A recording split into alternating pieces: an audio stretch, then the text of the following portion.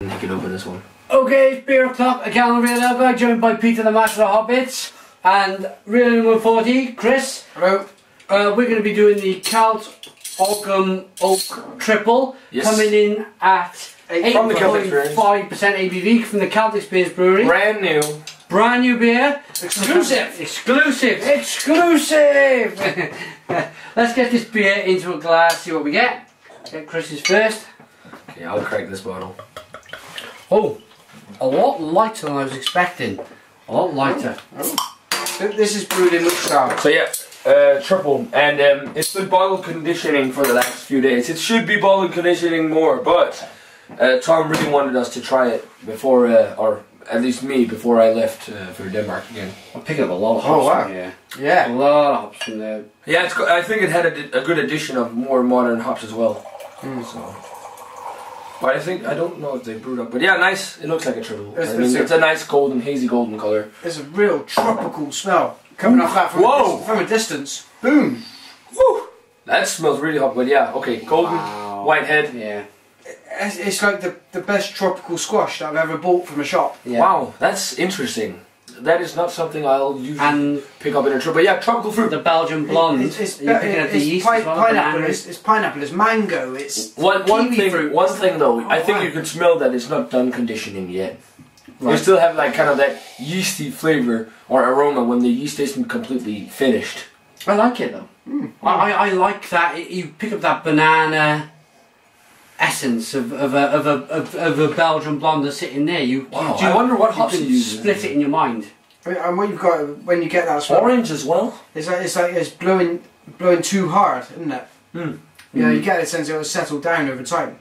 A little bit of alcohol as well, but it doesn't smell like a traditional triple. No, it smells good. I really like a little bit of spicy notes as well. Yeah, orange, look at that. Absolutely orange. And do what it specifically reminds me of blood oranges. You don't get them often. You get them around Christmas mostly. But there's a blood orange character to this. It's like slightly tartar, yeah, kind of Spanish orange kind of hit. Do you guys want to give it a taste? Yeah, definitely. Yeah. This smells really good. Smells quite. Cheers. Thank you, Mr. Newman. It's good.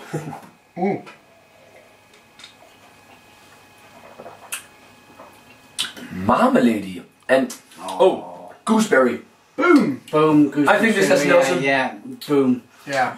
That is a very different triple, let's say it like that. It almost tastes like a double IPA with Belgian yeast, or an IPA with Belgian yeast. Yeah, definitely. Okay, this is so far my favourite Celt Experience beer, just from this one sip. I love that hop flavour. That's immense. Yeah. Yeah, you're quite right.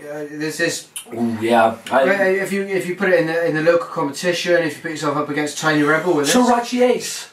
You've ever had Sriracha Ace hops? This is kicking the tits off the Baby's Got a Temper. Yeah, from Tiny Rebel. From Tiny Rebel. Yeah. This is going up against this local competition. Yeah. It's just. I'm not sure if this has Sriracha Ace, but what I pick up is that have you ever tasted Sriracha Ace in beer? No. Yeah, in the Brooklyn. It has that kind of lemongrass flavour. Yeah, yeah. I'm not sure if that's from. I don't know if it's in there, but. I love the mouthfeel. I'm letting you guys talk about the hops and the flavours, and I just wanted to concentrate on the mouthfeel. And it's lovely and kind of slightly jammy. Yes.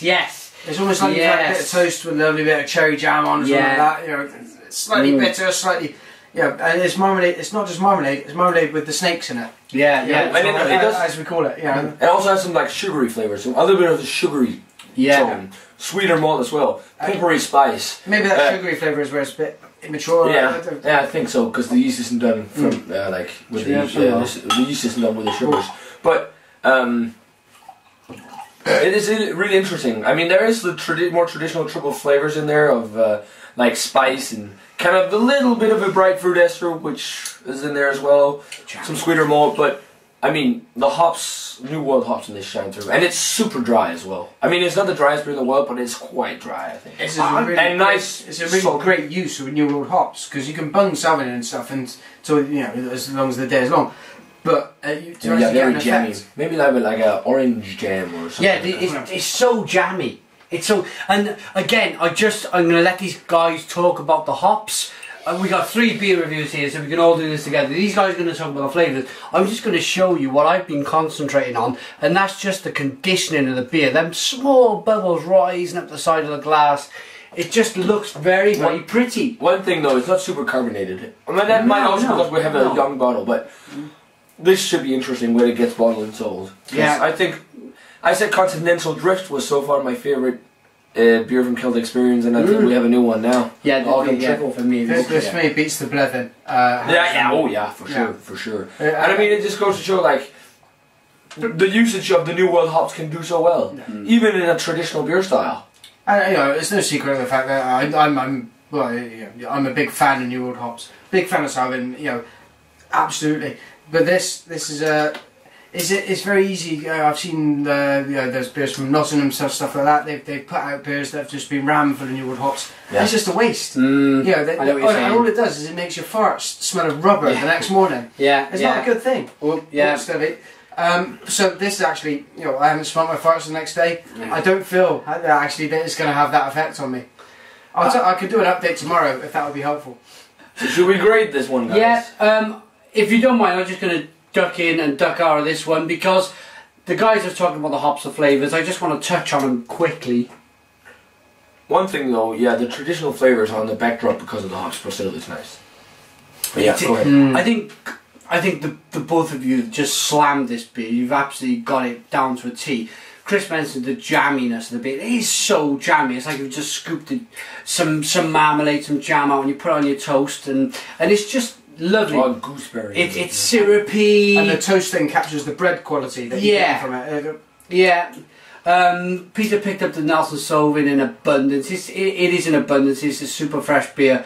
So for all them reasons, I love this beer. I'm going to give it a 9 out of 10. So 9 out of 10 for me. I was thinking the exact same thing. 90 on my scale, 9 out of 10 on Simon's. Yeah. It's a big surprise for me because the other Celt beers were more traditional with a little bit of a New World twist, where this is just taking tradition and then and then punch it in the face and give it a lot of New World hops. Yeah. Which in this case works quite well. I'm going to put a beer down for this because I actually need to a particular action, which is this.